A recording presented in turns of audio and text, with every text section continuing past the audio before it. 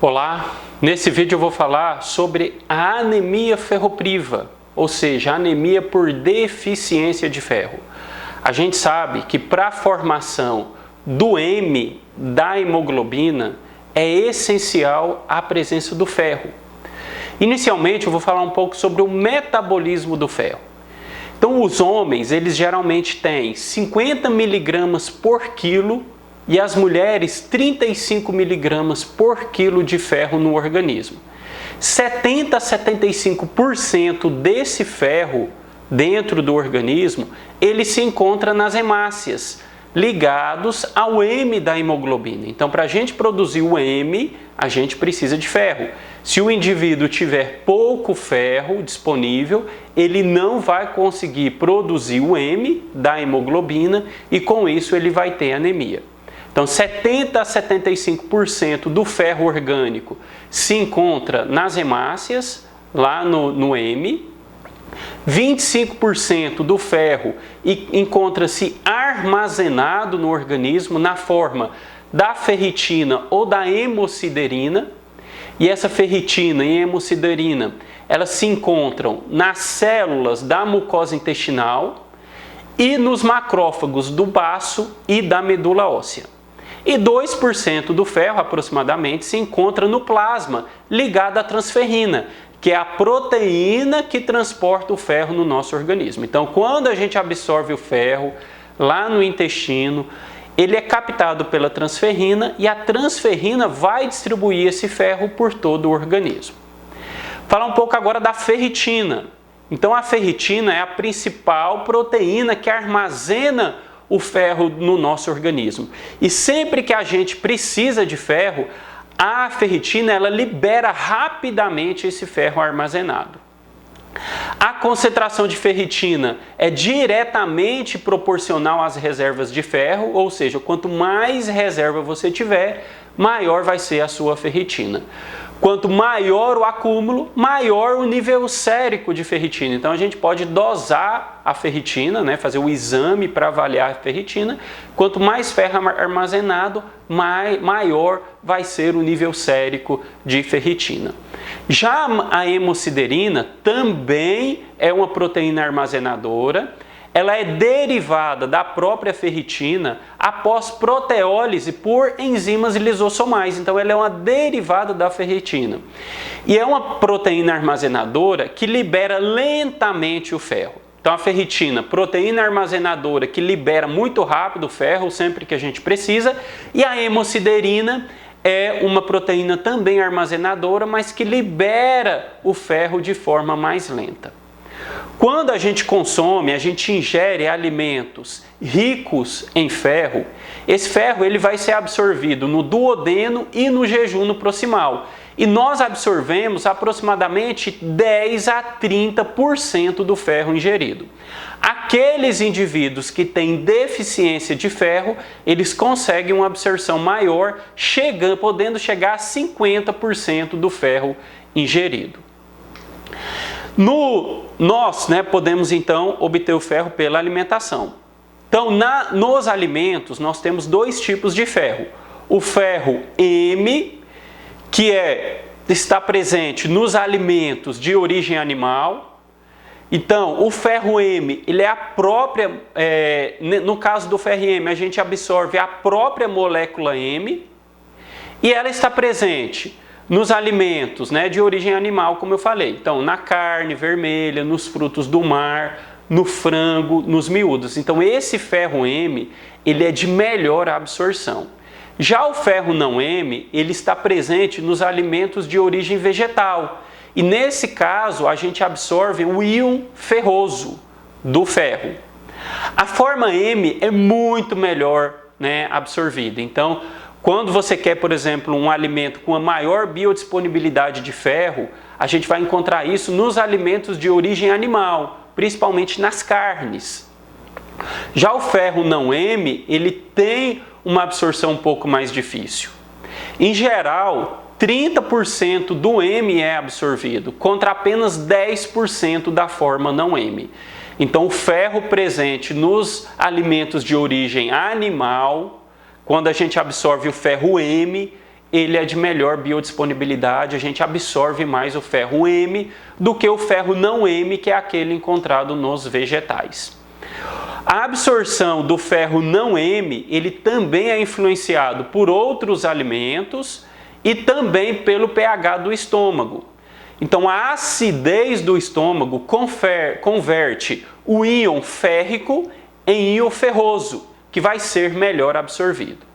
A vitamina C, ela aumenta a absorção do ferro, então às vezes é interessante você repor o ferro com vitamina C ou suco de laranja, porque você aumenta a absorção do ferro, justamente porque a vitamina C, ela aumenta essa conversão do íon férrico para o íon ferroso.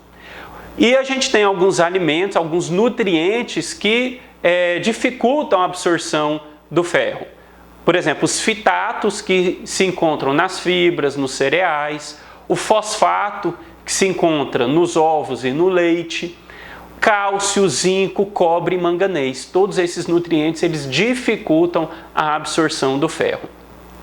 Após a absorção, então você ingeriu esse ferro, então ele vai ser absorvido pelo organismo, ou ele pode também ficar armazenado na ferritina presente na mucosa intestinal.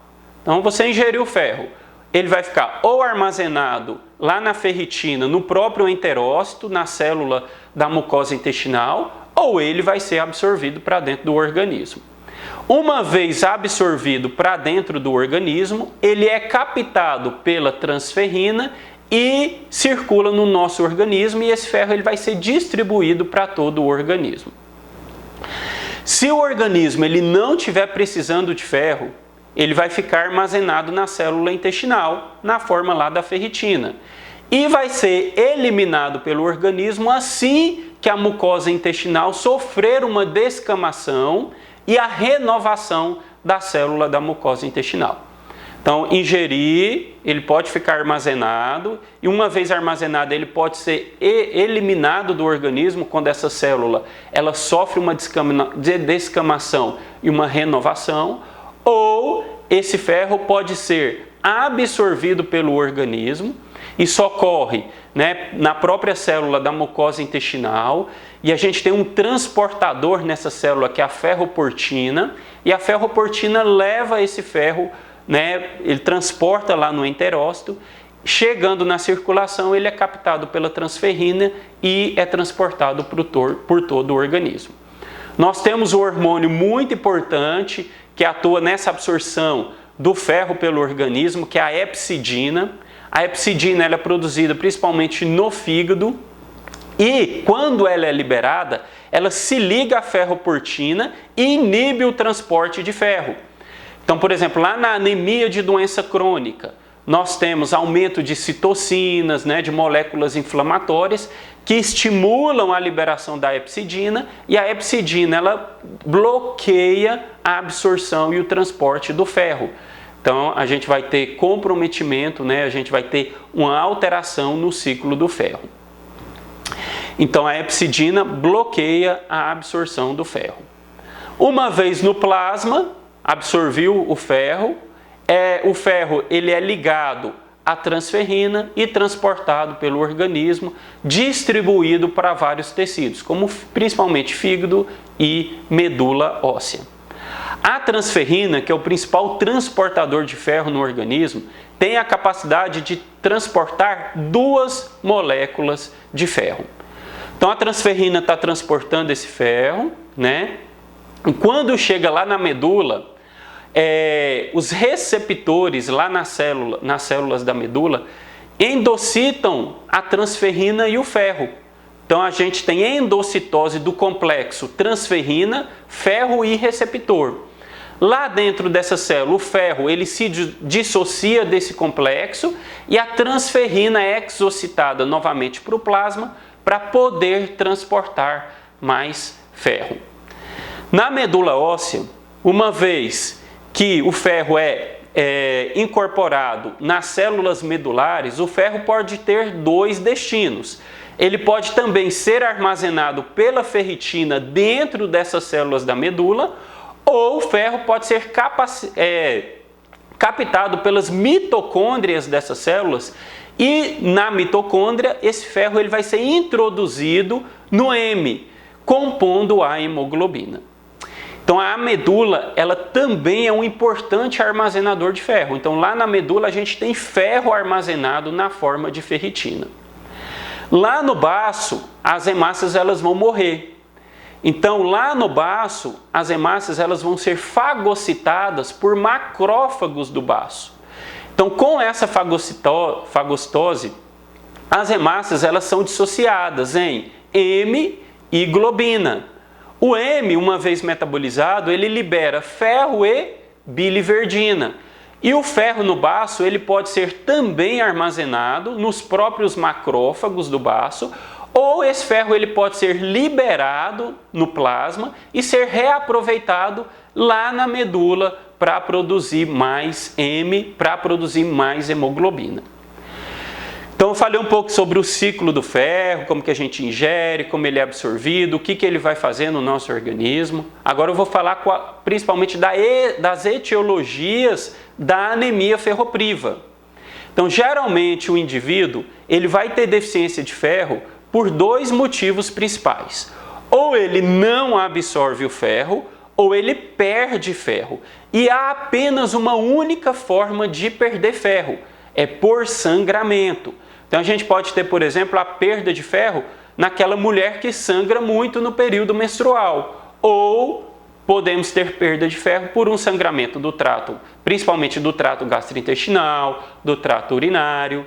Então a gente tem que lembrar, quando a gente tem um paciente com anemia ferropriva por deficiência de ferro, então nós temos que lembrar de perdas, principalmente por perda crônica, naquela mulher que menstrua, que tem um sangramento menstrual muito intenso, ou principalmente por perda crônica do trato gastrointestinal, principalmente em idosos. E quais são as principais causas de perda crônica do trato gastrointestinal? Doença hemorroidária, doença ulcerosa péptica, então uma úlcera que está sangrando, e câncer de cólon. Então todo paciente com mais de 50 anos com anemia ferropriva é obrigatório ele ser submetido a uma colonoscopia e uma endoscopia para investigar uma perda crônica de ferro pelo trato gastrointestinal. Nós podemos ter também, como eu já comentei, algumas doenças que causam uma diminuição da absorção do ferro. O indivíduo ele come, por exemplo, a carne, vegetais que tenham ferro, mas ele não consegue absorver. Então, indivíduos que fizeram gastrectomia, pacientes que fizeram cirurgias intestinais, retiraram um pedaço do intestino, indivíduos que fizeram cirurgia bariátrica, esses indivíduos, por diminuição da área de absorção do ferro, podem ter deficiência de ferro. Doença celíaca, uma doença autoimune que leva a uma atrofia da mucosa do intestino delgado e esse indivíduo ele perde a capacidade de absorver ferro. Populações carentes, então, que tem desnutrição, que não tem condições financeiras de se alimentar adequadamente, então eles podem ter também carência de ferro. Na gestação, nós também podemos ter deficiência de ferro. Isso ocorre por uma perda elevada de hemácias. A gente perde, a mulher perde hemácias para o feto, e também nós temos que lembrar do sangramento no parto. Então, geralmente, se recomenda a suplementação de ferro para mulheres. Aqueles indivíduos que por algum motivo estão internados, que fazem coleta de sangue muito frequente, eles podem ter também anemia ferropriva. Então ele está lá na UTI há 30, 60 dias e todos os dias ele colhe exame de sangue. Então ele pode ter anemia por deficiência de ferro. Aquele indivíduo que doa sangue com muita frequência. Para vocês terem uma ideia, em cada doação de sangue, perde-se em torno de 250 miligramas de ferro. Nós temos algumas verminoses, então o verme ele se adere à mucosa duodenal e se alimenta do sangue daquele indivíduo. Nós temos dois vermes muito importantes que causam anemia ferropriva: o Necator americanus e o Ancylostoma duodenalis. Então, quando a gente fala em verminose que causa anemia ferropriva, lembrar sempre Necator americanus e Ancylostoma duodenalis. E nós temos algumas causas raras de anemia ferropriva. A hematúria crônica, então a perda de sangue pela urina, a hemoglobinúria paroxística noturna e a hemociderose pulmonar idiopática. Então essas são causas muito raras de anemia ferropriva. Quais seriam os principais sinais e sintomas da anemia ferropriva? Então nós podemos ter uma glossite, que é uma inflamação da língua. O indivíduo ele vai ter uma ardência na língua, uma língua despapilada, ou seja, ele perde as papilas da língua. O indivíduo com anemia ferropriva pode ter uma queilite angular, que são umas lesões nos ângulos da boca, nos cantos da boca. Ele pode ter unhas quebradiças, unhas em colher, as escleras azuladas. Por uma causa desconhecida, ele pode ter uma discreta esplenomegalia. O indivíduo ele pode ter a pica, que é uma perversão do apetite. Então o indivíduo ele tem vontade de comer alimentos de baixo valor nutricional. Ele tem vontade de comer, por exemplo, terra, comer gelo. No espectro da anemia ferropriva, nós podemos ter a síndrome de Plummer-Vinson, que também é chamada de Patterson-Kelly, que é onde a gente tem uma formação de uma membrana fibrosa na hipofaringe e esôfago, e o indivíduo ele pode ter disfagia. Então isso pode também entrar no espectro da anemia ferropriva. E é uma doença, inclusive, que aumenta o risco também do indivíduo ter câncer de esôfago. O indivíduo pode ter fraqueza muscular, lembrar que a hemoglobina ela também tem o M na sua composição, então é importante o ferro para a formação do M da mioglobina que se encontra nos músculos. E nós podemos ter sintomas típicos da anemia. Então o indivíduo ele pode ter astenia, fadiga, indisposição, insônia, palpitações, cefaleia. No exame físico nós vamos encontrar o achado típico da anemia, que é a palidez cutânea mucosa, e o indivíduo ele pode ter um sopro sistólico, geralmente pancardíaco, holossistólica, relacionada ao hiperfluxo. Vamos falar agora um pouco do diagnóstico da anemia ferropriva. O diagnóstico é laboratorial, né? Geralmente o que a gente vai pedir para investigar essa anemia ferropriva? Um hemograma, a cinética do ferro, tibique, ferritina e saturação de transferrina. E nos casos em que a gente tem dúvida, a gente pode avaliar o aspirado da medula óssea. E aí a gente vai usar o corado, né? Vai corar essa medula pelo azul da Prússia. Então, em relação ao hemograma, o que a gente vai encontrar no hemograma daquele indivíduo com anemia ferropriva? Nas fases iniciais, a gente vai encontrar uma anemia normocítica normocrômica, ou seja, uma anemia com VCM, HCM e CHCM normais. Com o passar do tempo, em uma segunda fase, a gente vai encontrar uma anemia microcítica hipocrômica. A principal causa de anemia microcítica hipocrômica é a anemia ferropriva. E geralmente na anemia ferropriva a gente vai encontrar um VCM que varia entre 53 e 93 e um CHCM que varia entre 22 e 31. Então a principal causa de anemia microcítica hipocrômica, anemia ferropriva. A gente vai encontrar o VCM baixo e o CHCM baixo. Ainda no hemograma, nós podemos encontrar um aumento das plaquetas. Essas plaquetas elas variam entre 500 mil e 600 mil e geralmente os leucócitos são normais.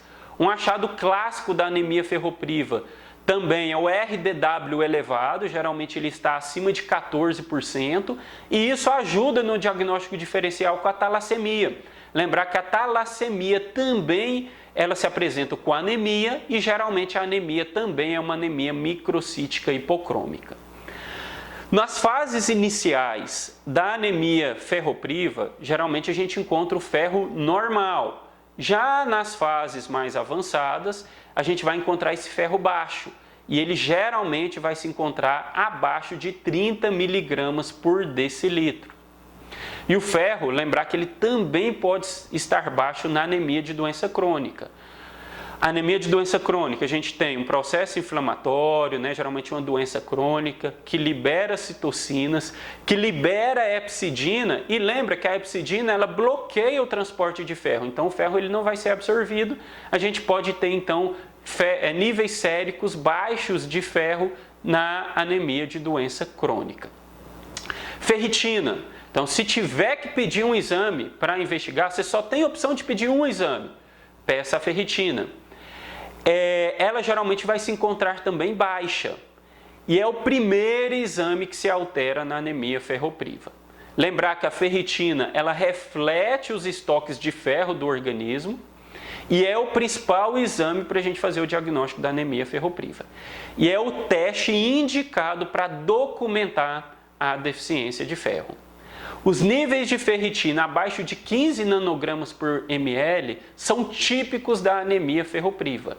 E na anemia de doença crônica, geralmente a gente tem ferritina normal ou até mesmo alta. Lembrar também que a ferritina, além de representar os estoques de ferro no nosso organismo, a ferritina ela é um marcador inflamatório de fase aguda. Então, em processos inflamatórios, a gente tem aumento da ferritina.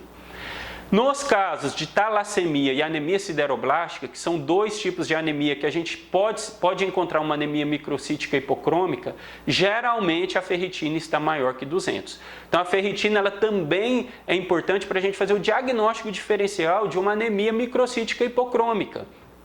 A gente pode encontrar anemia microcítica hipocrômica na talassemia, na anemia sideroblástica e até mesmo na anemia de doença crônica.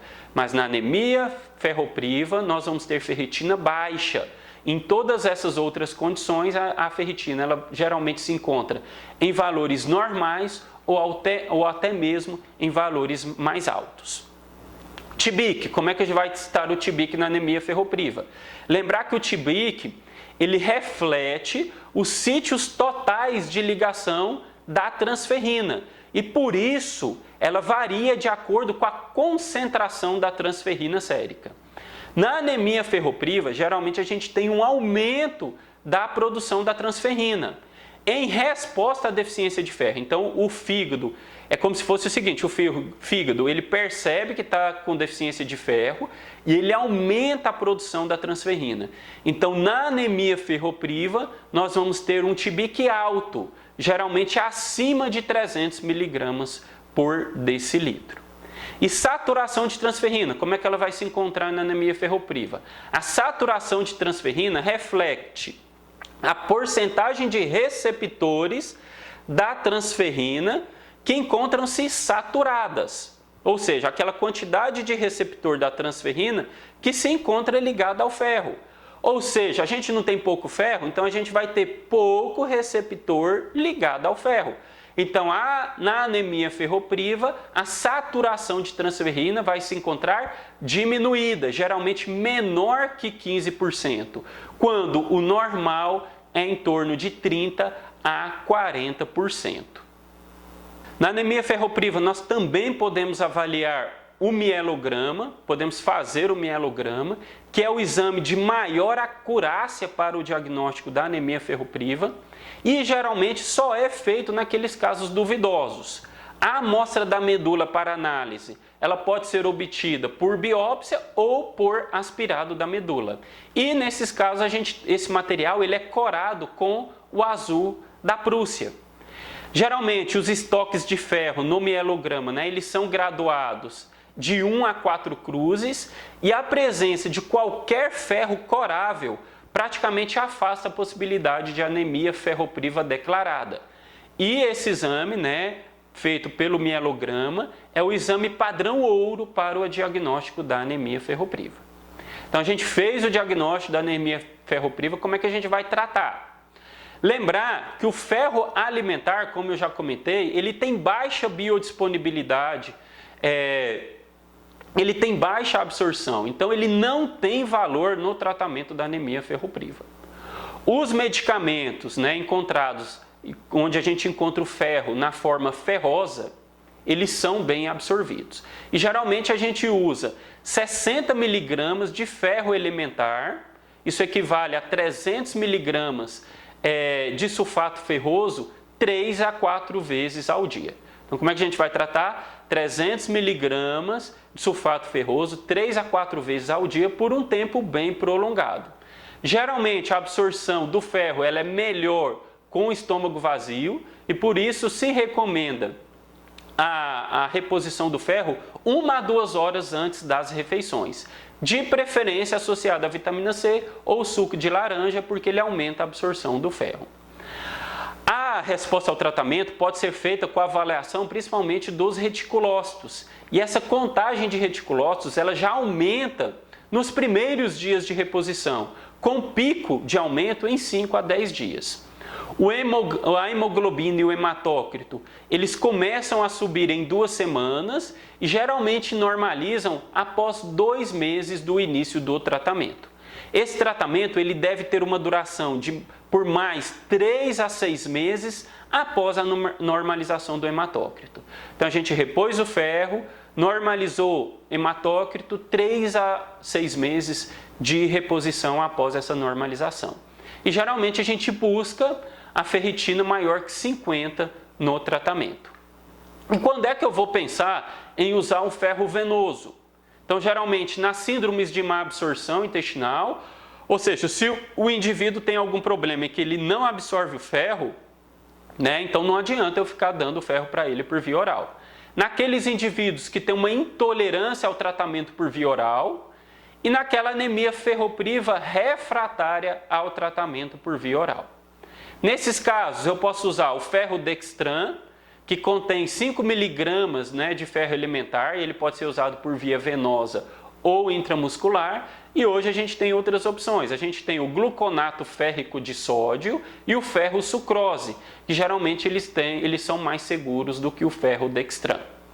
Então, sobre a anemia ferropriva, o que eu tinha para falar era isso. Espero que vocês tenham gostado. Um abraço, até mais. E agora eu venho pedir o seu apoio na aquisição dos meus livros. Eu tenho 3 livros voltados para estudantes de medicina: o Gastroenterologia Resumida, o Endocrinologia Resumida e o Reumatologia Resumida. São livros de fácil leitura, de rápida leitura, que traz de forma resumida as principais informações de cada doença dessas especialidades. Livros que você vai conseguir ler no final de semana. E traz também as principais informações para a preparação para a prova de residência.